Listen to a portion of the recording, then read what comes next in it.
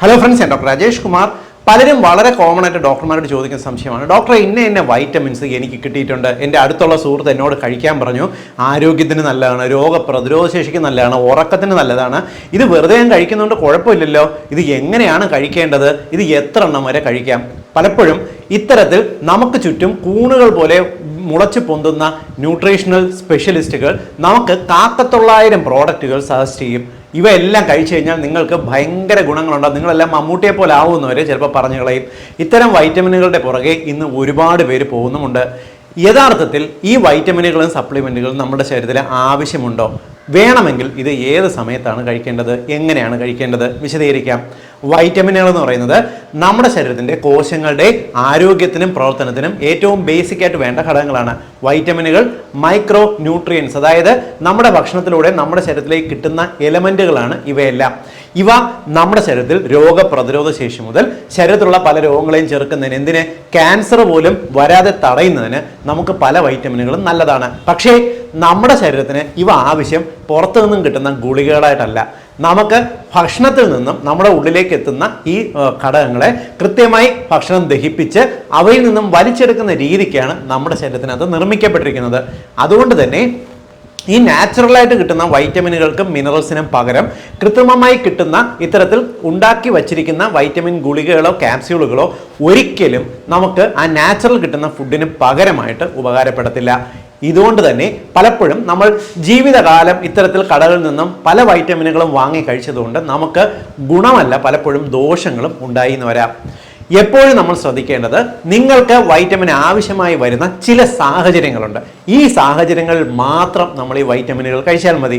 ഏതൊക്കെ സാഹചര്യങ്ങളെന്ന് വിശദീകരിക്കാം. ഏറ്റവും പ്രധാനപ്പെട്ടത് ഗർഭാവസ്ഥ. ഒരു സ്ത്രീ ഗർഭിണിയാകുന്ന സമയത്ത് അവരുടെ ശരീരത്തിൽ വളരെ പെട്ടെന്ന് കൂടുതലായിട്ട് ന്യൂട്രിയൻസ് ആവശ്യമായി വരുന്ന ഒരു സാഹചര്യമുണ്ട്. ഈ സാഹചര്യത്തിൽ നമ്മൾ ചില സപ്ലിമെൻറ്റുകൾ നൽകുന്നത് നല്ലതാണ്. ഉദാഹരണത്തിന് അയൺ, ഫോളിക് ആസിഡ് മുതലായിട്ടുള്ള ഘടകങ്ങൾ, ചിലപ്പോൾ കാൽഷ്യം, ഇവയെല്ലാം ചില സാഹചര്യത്തിൽ നമുക്ക് സപ്ലിമെന്റ് ചെയ്യേണ്ടതായിട്ട് വരും. രണ്ടാമത്തെ വിഭാഗം എന്ന് പറയുന്നത് രോഗപ്രതിരോധ ശേഷി തീരെ കുറഞ്ഞ കുട്ടികൾ. ഇത്തരം കുട്ടികൾക്ക് വൈറ്റമിൻ ഡിയും അയണും പലപ്പോഴും ആവശ്യമായിട്ട് വരാം. മൂന്നാമത്തെ കാറ്റഗറി എന്ന് പറയുന്നത് ഭക്ഷണം പലപ്പോഴും കിട്ടാത്ത അല്ലെങ്കിൽ കഴിക്കാത്ത കുട്ടികൾ. ഇത്തരം കുട്ടികൾക്ക് പലപ്പോഴും നമുക്ക് നോൺ വെജിൽ നിന്നെല്ലാം കിട്ടുന്ന വൈറ്റമിൻ B12, കാൽഷ്യം ഇവയെല്ലാം നമ്മൾ സപ്ലിമെന്റ് ചെയ്യേണ്ടി വരും. അടുത്ത കാറ്റഗറി എന്ന് പറയുന്നത് 50 വയസ്സ് കഴിഞ്ഞ ഒരു മധ്യവയസ്സിന് മുകളിലുള്ള ആൾക്കാർ, പലവിധ രോഗങ്ങളുള്ളവർക്ക്, രോഗപ്രതിരോധ ശേഷിയിൽ വ്യത്യാസം വന്നാലോ ഭക്ഷണത്തിൽ നിന്നും പലതും വലിച്ചെടുക്കാനുള്ള ശേഷി കുറഞ്ഞാലോ ഇത്തരക്കാർക്ക് വൈറ്റമിൻ B12, വൈറ്റമിൻ ഡി എന്നിവ സപ്ലിമെന്റ് ചെയ്തേക്കാം. ഈ കാറ്റഗറിയിലാണ് വളരെ കോമൺ ആയിട്ട് നമുക്ക് ഈ വൈറ്റമിനുകൾ നൽകേണ്ടി വരുന്നത്.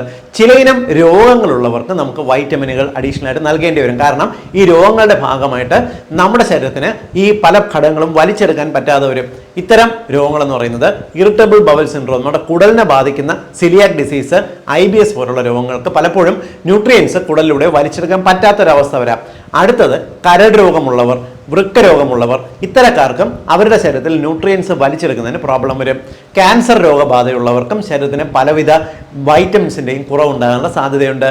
ഓട്ടോഇമ്യൂൺ രോഗങ്ങൾ, അലർജി രോഗമുള്ളവർ, കൂടാതെ ആൽക്കഹോളിസം, മദ്യപാനം തുടർച്ചയായിട്ട് കഴിക്കുന്ന ആൾക്കാർക്കും പലപ്പോഴും ന്യൂട്രിയൻസിനെ ശരീരത്തിന് വലിച്ചെടുക്കുന്നതിന് ശേഷി കുറവുണ്ടാവും. ഇവർക്കെല്ലാം സപ്ലിമെന്റ് ചെയ്യുന്നത് നല്ലതാണ്. ഇതല്ലാതെ ചില രോഗലക്ഷണങ്ങളുള്ളവർക്കും വൈറ്റമിൻ സപ്ലിമെന്റുകൾ നൽകുന്നത് നല്ലതാണ്. പ്രധാനമായിട്ടും അമിതമായിട്ട് മുടി പൊഴിച്ചിലുള്ളവർക്ക്, അമിതമായി ക്ഷീണമുള്ളവർക്ക്, കൂടാതെ ജോയിന്റ് പെയിൻസ്, ശരീരത്തിൻ്റെ മസിൽ വേദന, എല്ലുകൾക്ക് വേദന അനുഭവപ്പെടുന്ന ആൾക്കാർക്ക്, എപ്പോഴും വല്ലാത്ത ക്ഷീണം വരുന്നവർക്ക്, കാഴ്ചക്കുറവ് അനുഭവപ്പെടുന്നവർക്ക്, രോഗപ്രതിരോധ ശേഷി കുറഞ്ഞ് ഇടയ്ക്കിടയ്ക്ക് അസുഖങ്ങൾ വരുന്നവർക്ക്, ശരീരത്തിൽ ചില മുറിവുകൾ വന്നാൽ ഉണങ്ങാൻ താമസമുള്ളവർക്ക്, ഈ കാറ്റഗറിയിലുള്ള രോഗലക്ഷണങ്ങളുള്ളവർക്ക് നമുക്ക് വൈറ്റമിൻ സപ്ലിമെന്റുകൾ നൽകാം.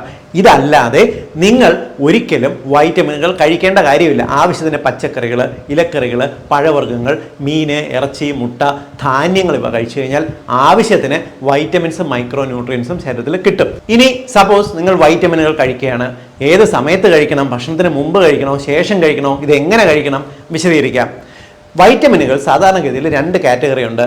ഫാറ്റ് സോലുബിൾ വൈറ്റമിൻസും വാട്ടർ സോലുബിൾ വൈറ്റമിൻസും. ഫാറ്റ് സോലുബിൾ വൈറ്റമിൻസ് എന്ന് പറഞ്ഞാൽ കൊഴുപ്പടങ്ങിയ ഘടകങ്ങളോടൊപ്പം ചെന്ന് കഴിഞ്ഞാൽ കൂടുതൽ ശരീരം വലിച്ചെടുക്കും.